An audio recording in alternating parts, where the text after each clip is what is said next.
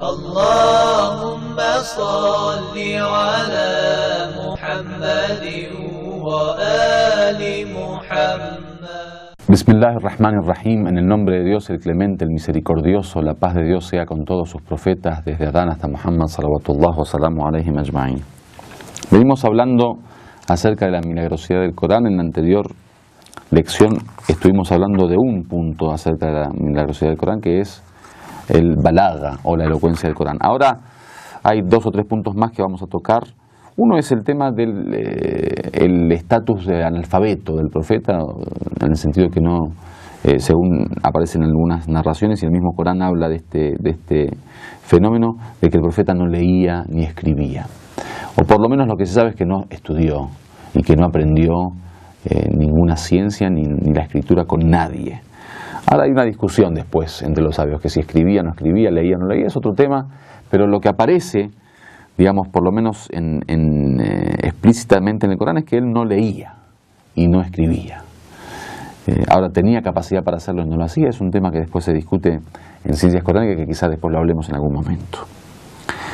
El Corán dice: Ma kunta tatlu min qablih, no leías anteriormente, min kitab, en ningún libro, wala takhuttuhu biyaminik, ni tampoco lo escribías con tu derecha, idan lartaba al mubtilun, porque si no tus enemigos, estos que querían refutar, digamos, la veracidad de tu milagro, hubieran dudado sobre este tema, de que era un libro escrito por ti o no.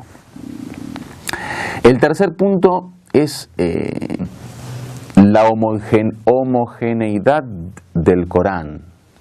Es decir, que el Corán, en toda su revelación, en todos estos 23 años que se reúne finalmente el Corán, que fue descendiendo paulatinamente durante 23 años, utiliza un mismo estilo. O sea, es un estilo homogéneo, es un estilo que no cambia.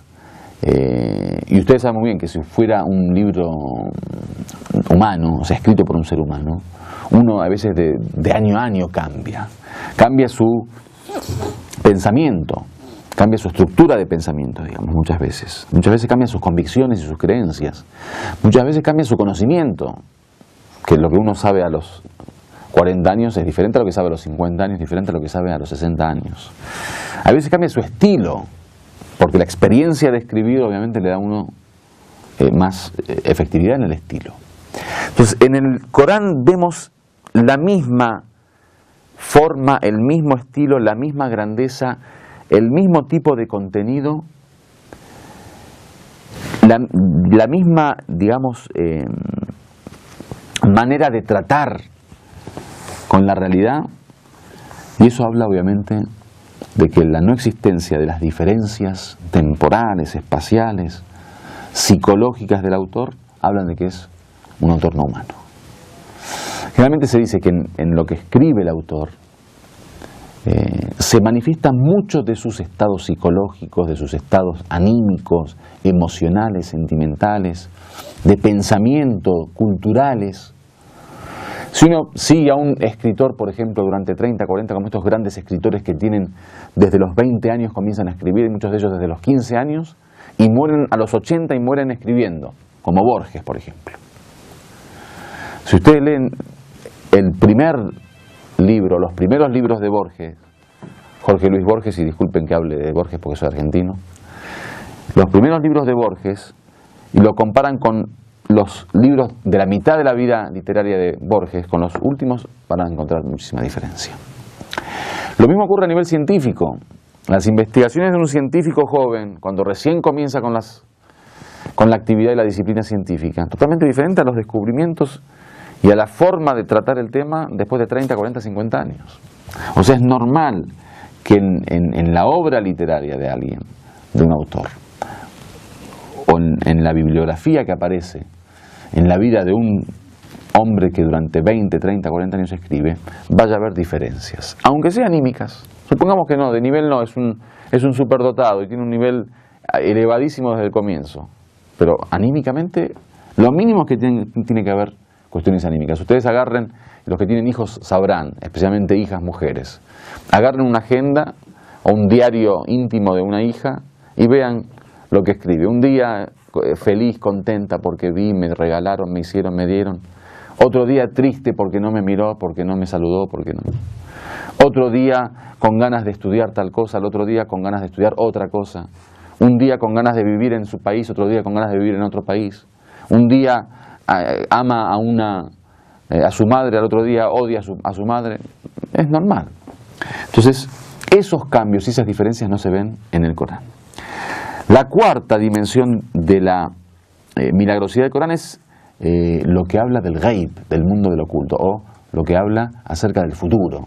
O sea, hay cuestiones que el Corán plantea que pertenecen al mundo del oculto y que recién, después de muchísimo tiempo, hoy en día, por ejemplo, la física cuántica recién está descubriendo algunas cosas que el Corán dijo hace mucho, y muchas veces no. Habla acerca de cuestiones futuras que van a ocurrir, como por ejemplo en la sura los bizantinos, cuando los sasánidas luchan en una de las batallas, que eran obviamente adoradores del fuego, con los creyentes, los unitarios, los monoteístas bizantinos, y ellos ganan la batalla. Dice que se habían puesto muy contentos los politeístas de la península arábiga, porque pensaron que esto era como una buena noticia para que ellos también ganen en la batalla en contra de los creyentes, como si fuera que sus dioses les iban a permitir, digamos, ganar la batalla. Dice el Corán: "Ghulibat ar-Rum fi adna al-ardi wa hum min ba'di ghalabihim sayaghlibun". Dice, es cierto que los bizantinos perdieron la batalla, pero luego de un tiempo ellos ganarán la batalla. Dice, fi bid'a sinin, en unos años, hasta pone el tiempo. Lillahi al-amru min qabl wa min ba'd. Dice, a Dios pertenece todos los asuntos, tanto antes como después, los anteriores y los posteriores. Wa yawma idin yafrahul mu'minun. Ese día se pondrán contentos, estarán felices los creyentes. Y exactamente lo que ocurrió es eso, que después los bizantinos ganaron la batalla en contra de los politeístas sasánidas, y del mismo modo los creyentes de la península arábiga ganaron a los asociadores y a los politeístas. Entonces, es una de las cuestiones que generalmente los historiadores consideran como uno de los milagros del Corán, el hecho de hablar sobre cuestiones futuras, y que encima, cuando dice Yawma idin yafrahul mu'minun, los creyentes estarán felices ese día, habla de los creyentes bizantinos y los creyentes árabes, porque fue en la misma época que ocurrieron estas dos batallas, o sea que fue contemporáneo.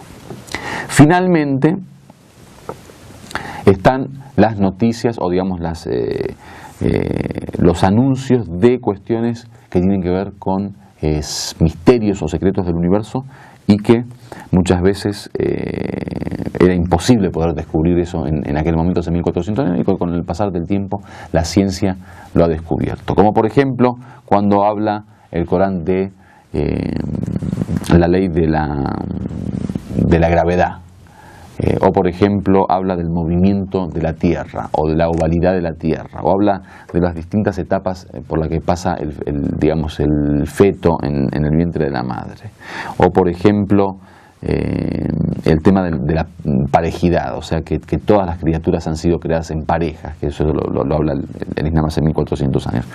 Que bueno, no voy a hablar de esto porque es un tema ya especializado y que están en los libros, digamos, ya que se escribieron muchos libros sobre el tema de la milagrosidad científica del Corán. Libros en donde explica específicamente todas las leyes científicas que fueron descubiertas durante la historia de la ciencia, moderna especialmente, y que el Corán de alguna manera las había descubierto, bueno, obviamente sin habernos dado cuenta. Después uno comienza a analizar un poco con más profundidad y se da cuenta que hablaba de eso, como por ejemplo cuando dice que las montañas las ve uno firmes mientras ellas se están moviendo, por ejemplo, que habla del tema del movimiento de la Tierra. Y así muchísimas otras cuestiones que en los libros especializados podrán ver. Walhamdulillahi Rabbil Alamin.